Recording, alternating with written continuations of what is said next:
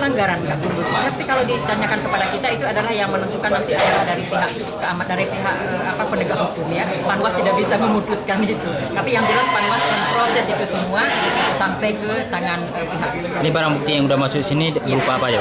Iya, berupa barang bukti tadi kan berupa ada pakaian gitu bakal baju itu ada jumlahnya, ada yang 10, ada yang satu setel, ada 5 item ya, kemudian ada dalam bentuk uang, juga ada dalam bentuk mukena, ada 10 setel mukena. Itu yang sudah kita terima dan kita siap untuk mengamankan barang bukti ini dan akan meneruskan ya sesuai dengan laporan kita nanti. Ada berapa kandidat yang dilaporkan? Kalau kita melihat tadi ada 2 kandidat ya, kandidat nomor 8 dan yang kedua adalah kandidat nomor 11.